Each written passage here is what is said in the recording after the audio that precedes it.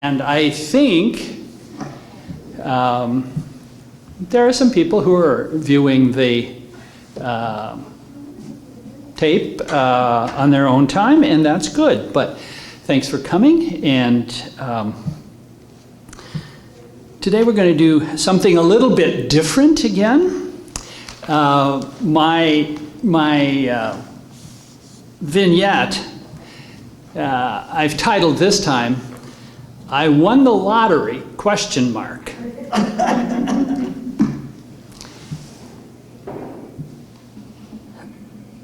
During my junior year in college, the big day had arrived. That afternoon, I had 2 of my 6 wisdom teeth removed. Either I had, once upon a time, had lots of wisdom and have none now, but I had 6 of them. And when the 3rd and 4th wisdom teeth were taken out, the dentist said, "I hate to tell you, you've got 2 more down there coming in as well." And eventually I had those removed. But in any case,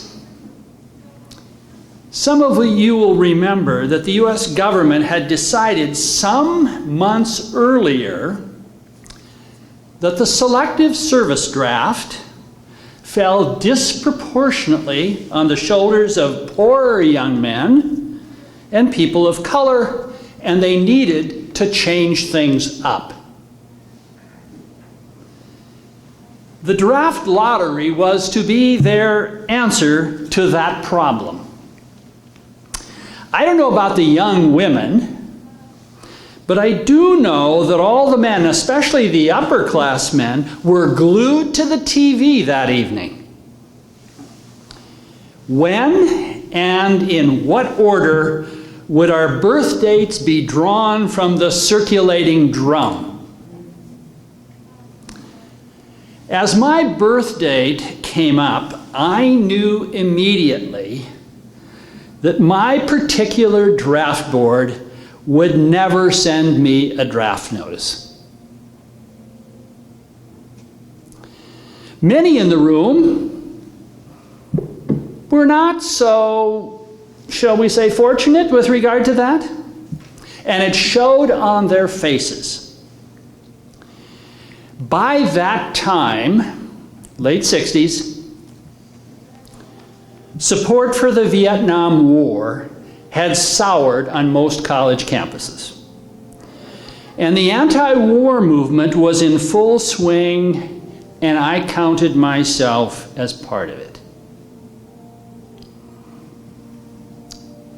You Oregonians had a senator who was a staunch critic of the war in those days, Wayne Morris, who I understand was kind of an eccentric fellow, but he was single-mindedly about this.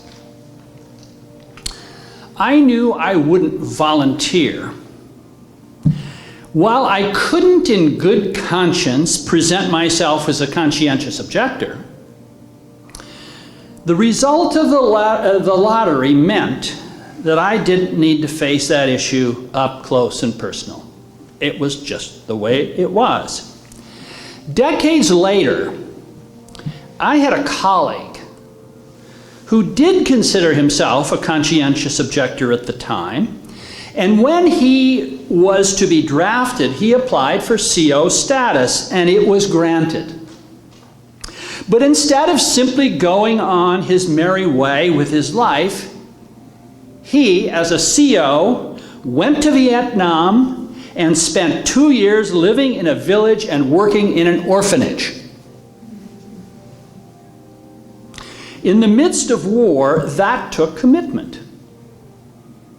And I have often wondered if I would have been ready to do such a thing at that time. Probably not. In any case, my life took a very different turn. Several months before that fateful lottery day, I had read about a program sponsored by a university in California that took some students and faculty around the world on a ship studying. Learning about Asia, Africa, and Southern Europe.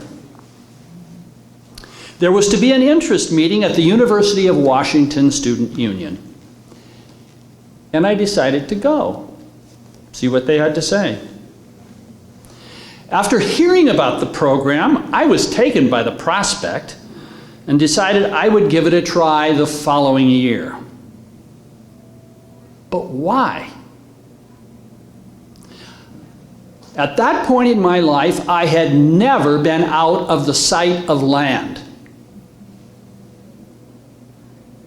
I didn't know if I would get seasick. I had really no experience with that. And by today's standards, that ship wasn't fancy. It was a bit of a sea-going gut bucket, to tell the truth. Maybe it was the lure of what was over the horizon.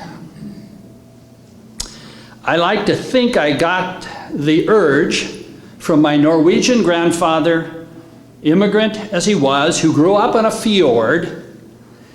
As much as he loved the plains of Montana, I'm sure he had salt water running in his veins.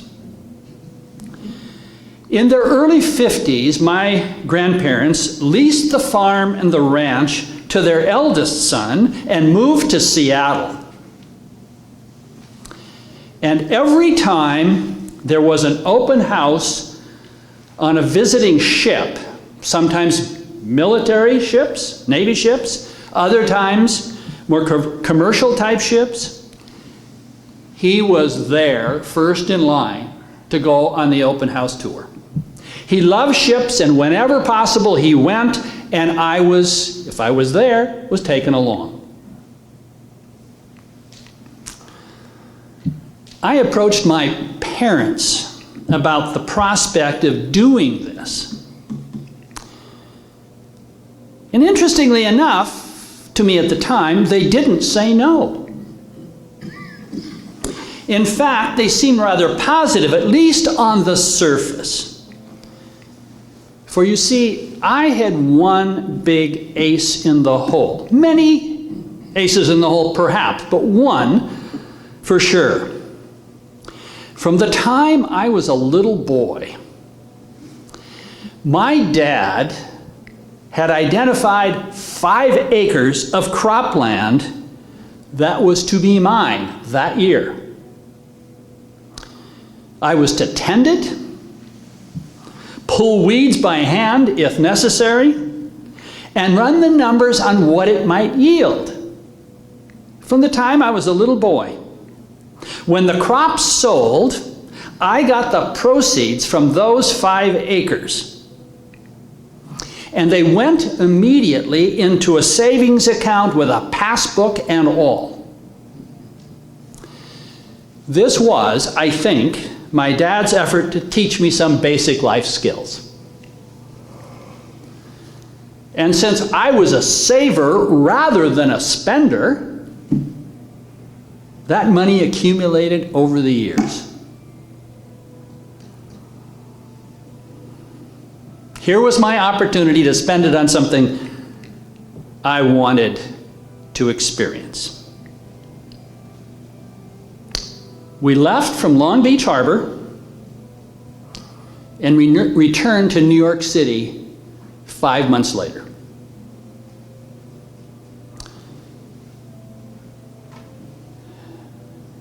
As we sailed under the Verrazano Narrows Bridge that runs from Staten Island to Brooklyn, I could see the Statue of Liberty in the distance. Basically, the same sight that my grandfather saw when he came to this country 59 years earlier. Oh, how our circumstances had changed. And how I rested on the shoulders of my grandparents and parents. A process that undoubtedly was facilitated and expedited by the fact that they were white Northern Europeans who immigrated. Between Long Beach and New York, I saw and experienced things I could only have imagined before. And a whole lot of things I could never have imagined. The history, the cultures, the peoples I met, the struggles, the grinding poverty, the political oppression, the smiles of children, the beauty of the art, the diversity of planet Earth, the ubiquity of religion, and the power of the seas. And yes, I did get seasick. I learned about my own sense of personal space growing up under the big sky. And I learned that in spades riding on a Tokyo commuter train during rush hour.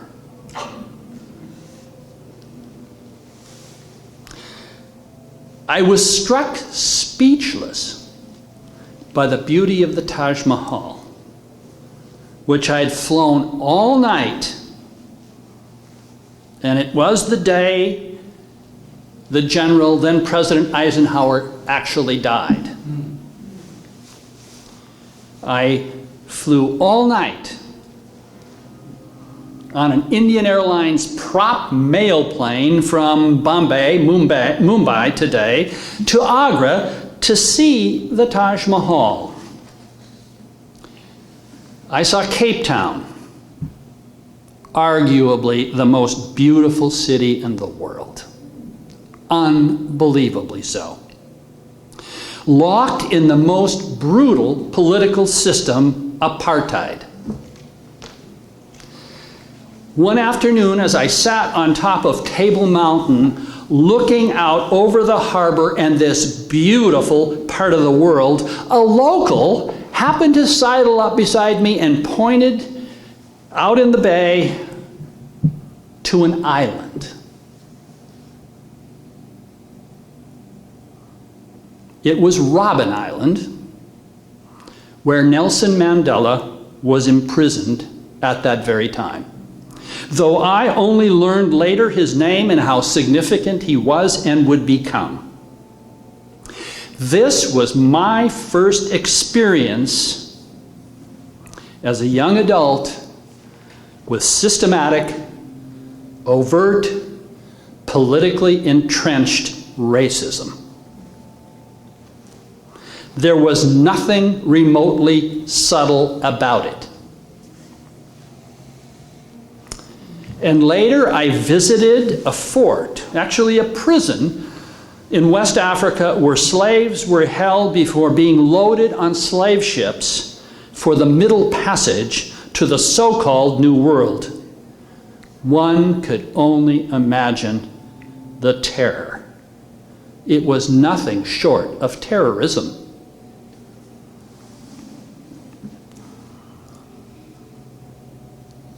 Needless to say, I came home a changed person and have never recovered from the existential need to experience new and different parts of the world. I have lived my life ever since with this deep, churning need.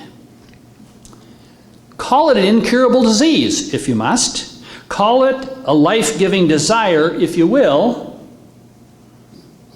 But beyond that, I have pondered the implications of that draft lottery evening and my education in the larger world. My life could have been different. My choices could have been different. Different decisions could have been made. Different consequences would certainly have followed and did for many people.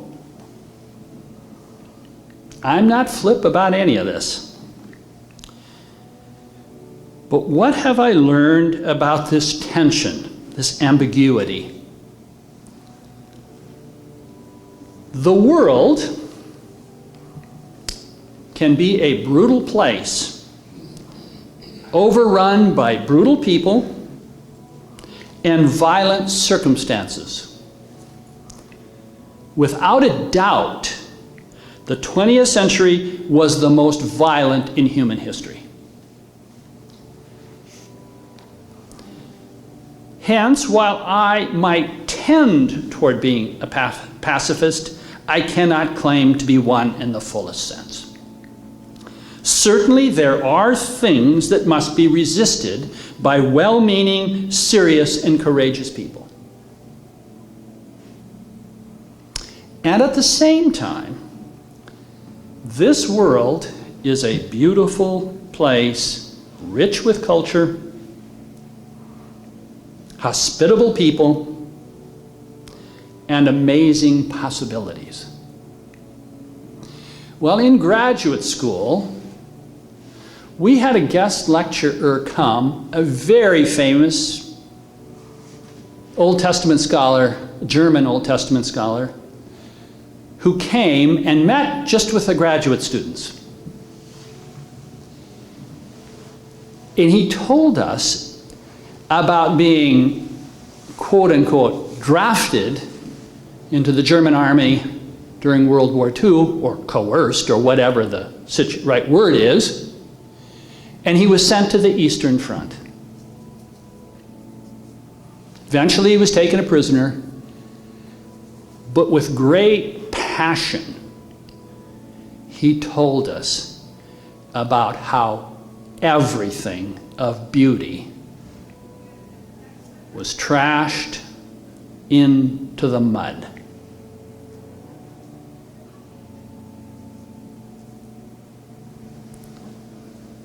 But this world is a beautiful place, rich with culture, hospitable people, and amazing possibilities, even as it is a place of violence. And it seems to me we cannot allow the first of these to create a fear that blots out the second. And we cannot allow the second to blind us to the realities that many people suffer and that call us to work for justice. Now, I don't think I'm a good enough Lutheran to feel guilty about most of the decisions and choices I have made. Some, but not most. But I am a good enough Lutheran to feel a profound gratitude for the unmerited gifts that have come my way, the privileges that have come my way. I close these few words, my own few words, with the words of Leo Tolstoy, a venerable Russian author that have graced our home for 50 years in a haunting artistic rendition of The Old Man. Quote, "War, on the one hand, is a terrible, such an atrocious thing that no man, especially no Christian man, has the right to assume the responsibility of beginning." End quote. Of what? No, I repeat the quote. "War, on the one hand, such an atrocious thing, is such a terrible and atrocious thing that no man, especially no Christian man, has the right to assume the responsibility of beginning it." End quote.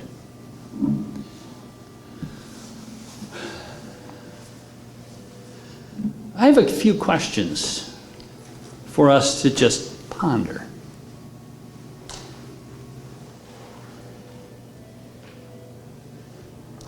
How have issues of war and peace been part of your life? How do you feel about these issues as a Christian? There are many different ways of coming at these issues. How does patriotism fit into this for you?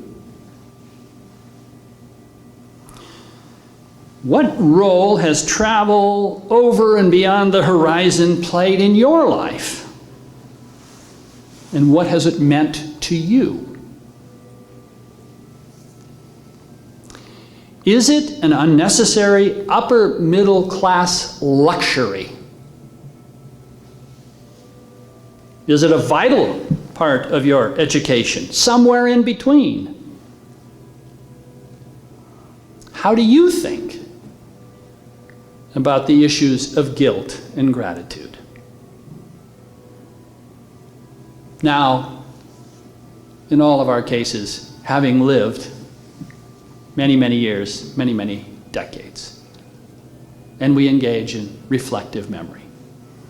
So, this is another little installment of my reflective memory about a couple of incidents that I have wanted to reflect on and share with you. I think it's on.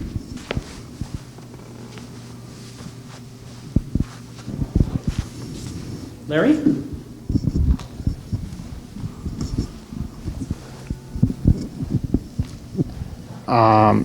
Can you hear me? Yeah, speak up. Speak up? Loudly. Closer.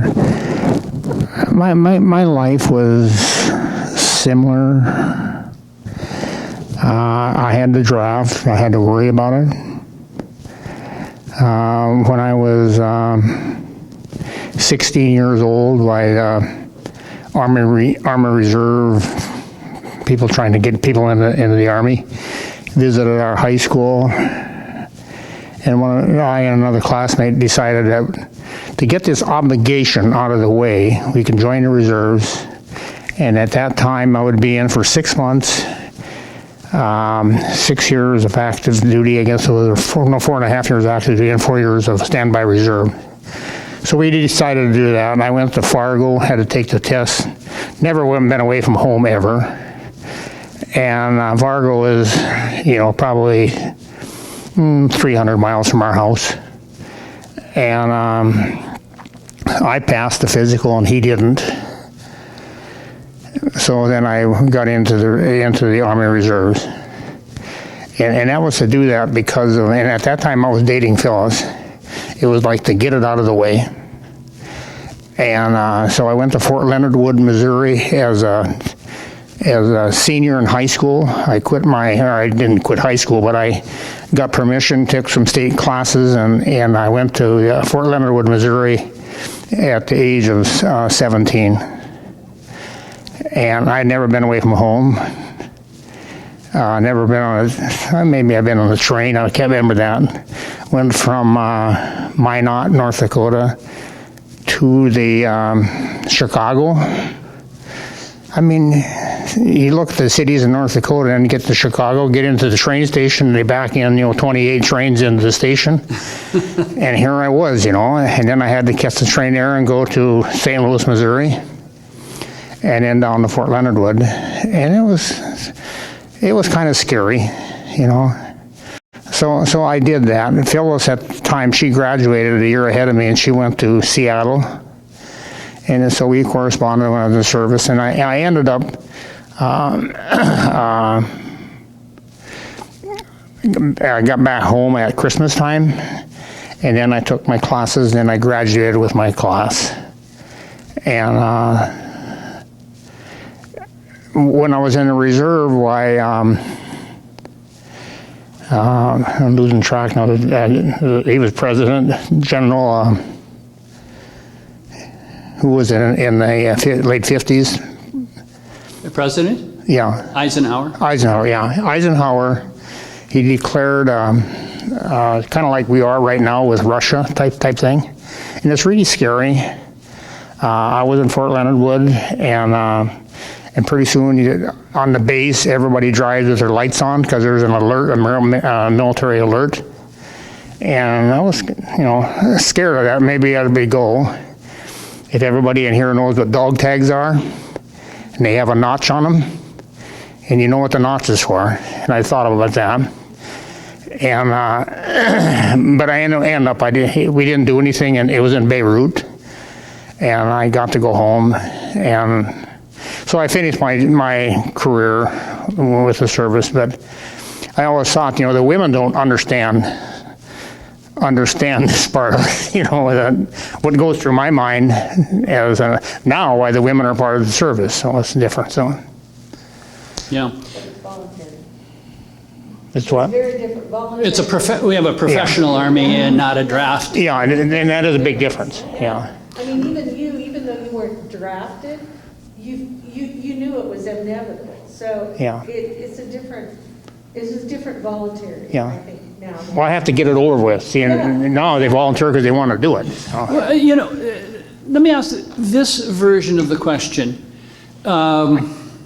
Then, the selective, you didn't even, after a while, have to register with selective service. That went away. Right. That Kate has come back. Yeah. But we don't have a draft as such today. But a kind of corollary to this that has surfaced in more recent times is everybody having a period of national service. The military would be one option, but there would be a lot of others options too. What do you think about that?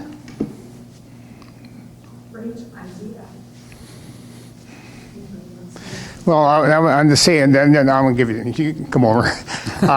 Clarice Poppert's son that just passed, and he was kind of got in trouble, and they sent him to Holden Village, and it really straightened him out. And the service does that same thing with a lot of kids. They have troubled upbringing or whatever, home or whatever, and the service. The discipline and the. Right, because you have to do what I say.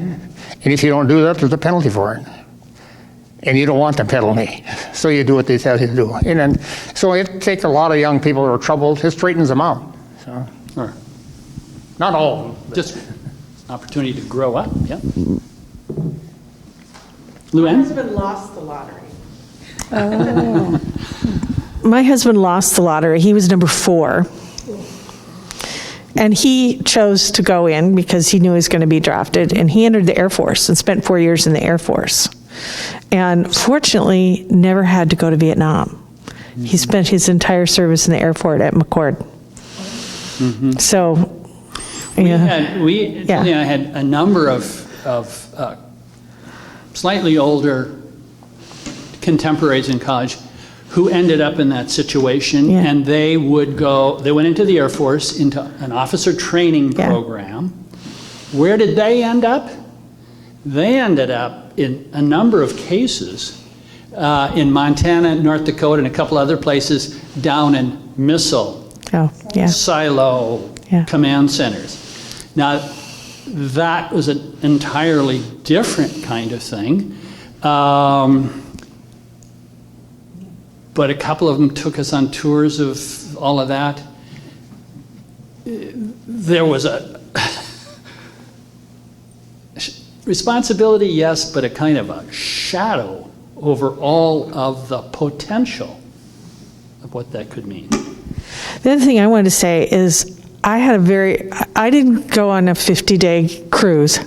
I'm just kidding you. But I had an opportunity when I was a senior in college to spend 6 weeks.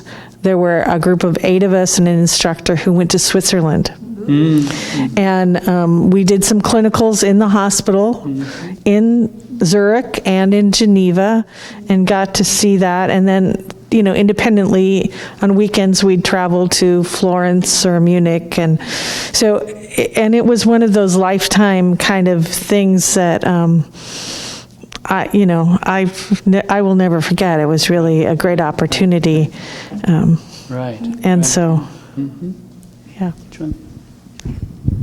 Really quick, Don, my husband Don, when he graduated from high school, he got a letter in the mail and he knew it was for drafting him. So he didn't open the letter, but he went right to Portland, and he lived in Klamath Falls at the time, I think. and signed up to be in the Naval Air. I guess that's what you sign up for, I don't know. But then he couldn't be a pilot, which he was hoping he could do because he was colorblind. So he spent 4 years in the Naval Air, riding in a plane and getting to see the world, but he never was in a war. Yeah, yeah.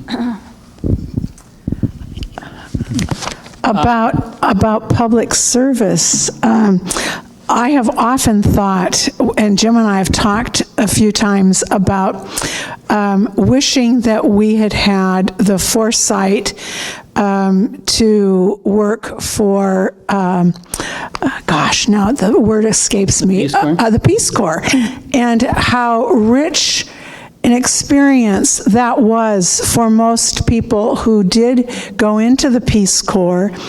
And in thinking about for women, because when I was graduating from university, I didn't need to think about the draft. I didn't need to think about military service.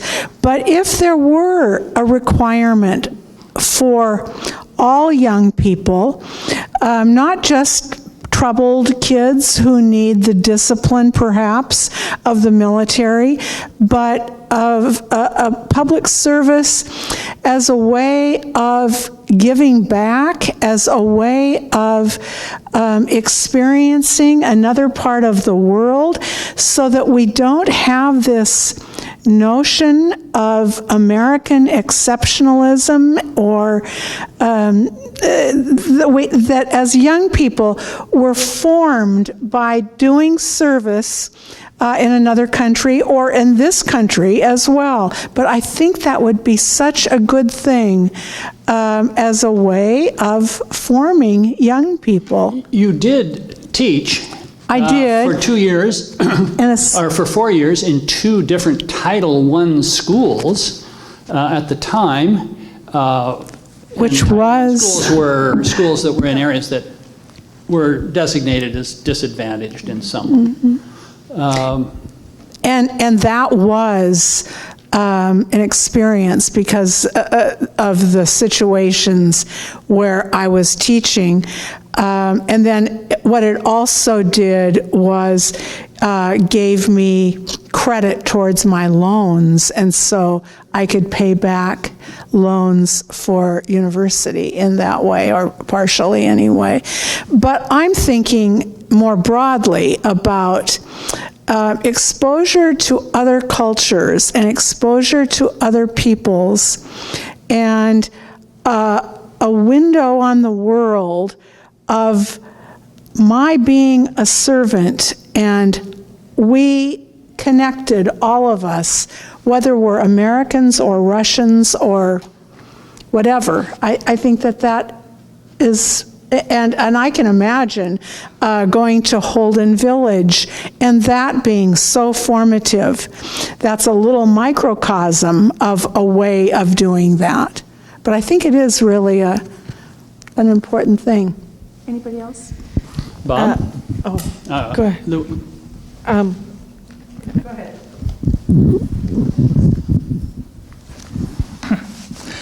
Well, I was lucky or unlucky because I came in before the lottery, so I was drafted. But before I was drafted, I was actually accepted in the Peace Corps to go to Guatemala. But, you know, the government thought I was more valuable in the Army. So anyway, I was drafted in and sent to engineering school in Fort Belvoir, and I became a technician and sent to Vietnam to operate a power station to supply the communications network there. And after the war, I didn't really handle any firearms other than I I had to qualify for the M16, which was a very new weapon at the time in Vietnam. But that's the only shooting I did. But I came back, and I had less than 6 months to go, so I was discharged. So I only spent 18 months in the service. And afterwards, I decided to, because I missed out on the Peace Corps, I volunteered for the domestic Peace Corps. It was called Vista. I think still exists.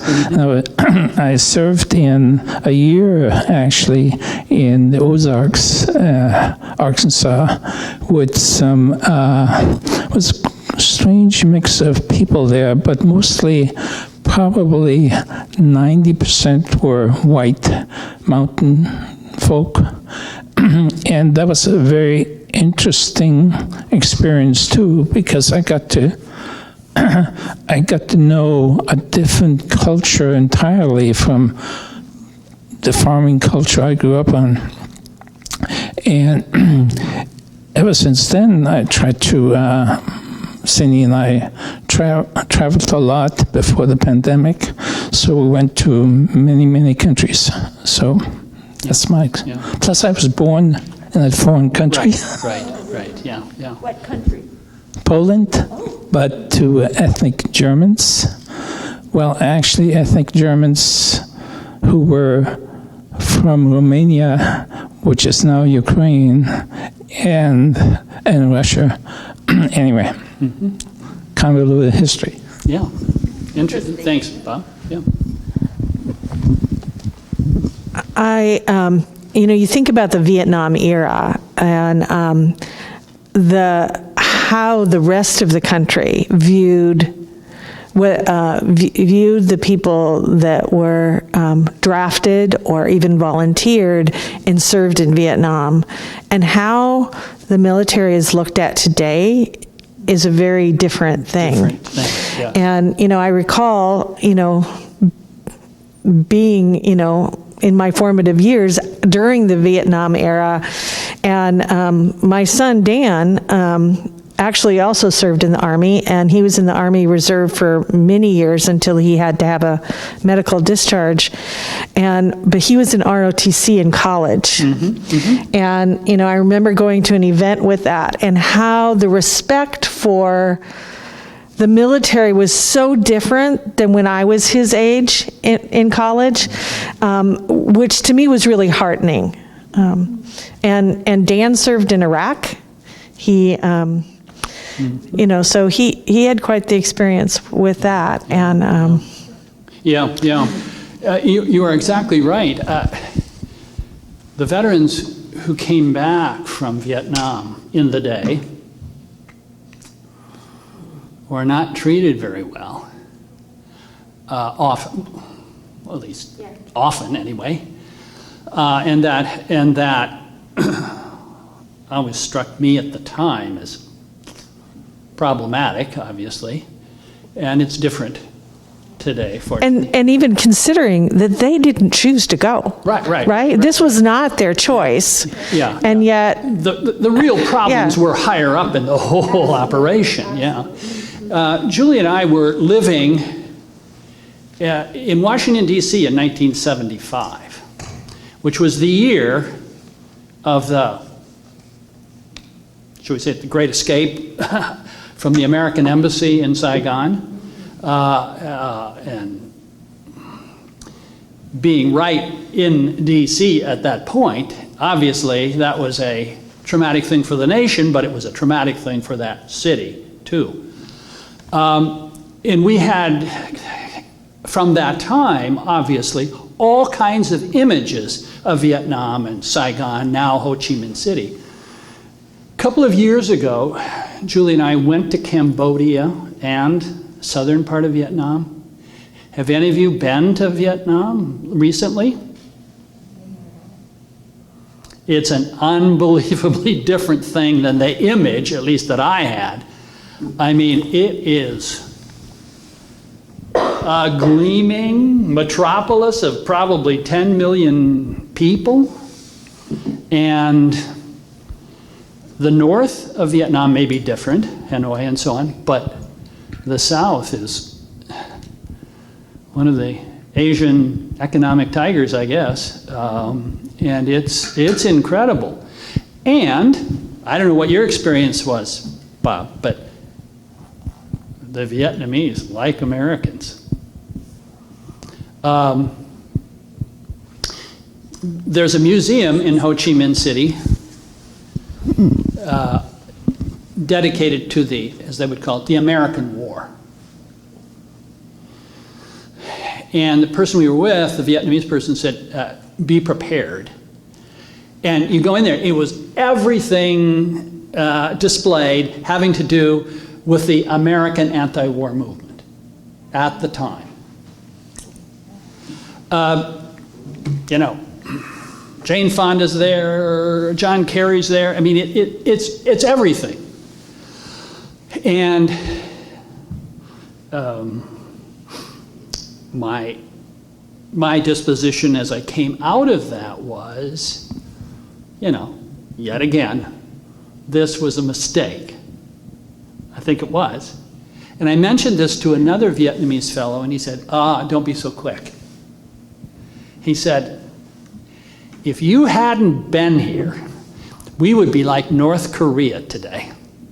Now, how would you know that? But that was his impression. Boy, a lot of blood was shed on all sides as a result of that. About that, though, I was really taken aback because we spent about 10 days in Cambodia, and the Cambodian culture is a century behind Vietnam, and they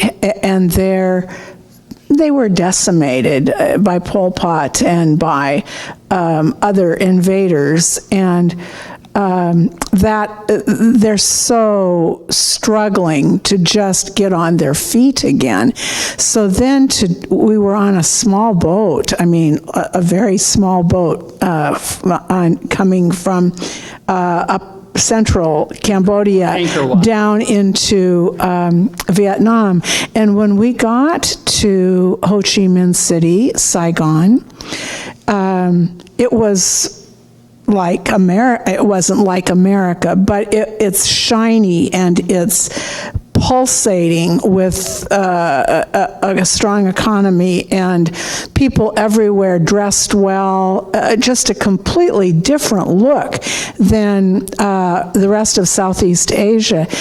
And while I'm sure that there are millions of people who like that, to my mind, it's a little sad because their culture was so lost, and the war destroyed their culture.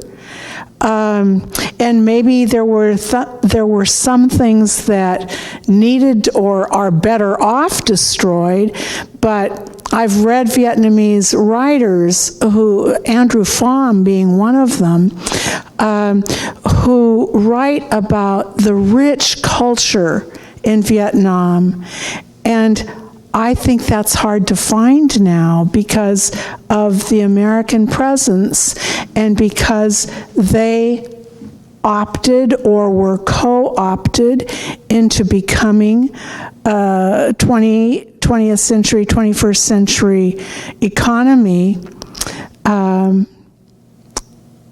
at the loss of their own rural rich life, not rural rich in the sense of economy maybe or money, but in terms of culture and family life and the quality of life. So I wasn't so taken with the shiny in Saigon or Ho Chi Minh. I was observing our memory from 1975 to 40 years later, what has happened there. Other observations, comments. Our time is just about up, but again, we're sitting on the edge with regard to of our seats, seeing what's going to happen in Central Europe. Who knows whether there will be a full-scale war or something more hybrid-like, or if this is all posturing or whatever. But it is disconcerting, shall we say, to say the least. Are any of you hearing the story about the fishermen in Ireland? There is a Russian warship, a brand new Russian ship, that is hovering in the Irish Sea and expecting, they have a date this coming week when they're going to do maneuvers. How it is that the Russians feel that they can just go into the Irish Sea to do this. They claim it's international waters, but this group of Irish fishermen are really angry, and they are taking their boats. These are their fishing grounds where they fish for all kinds of herring and all the rest of seafood, fish and sea life, and they're going to be out in that water to protect their fishing waters from the Russian ship. So that's another, it's really interesting to hear them being interviewed. These are common, ordinary fishermen just determined not to allow the Russian troops to come in. The fishing season is opening up in that same area. Yeah, the same yeah. day, so, yeah. Okay, I think our time is up, but thanks for coming and sharing your thoughts and observations, and have a good week.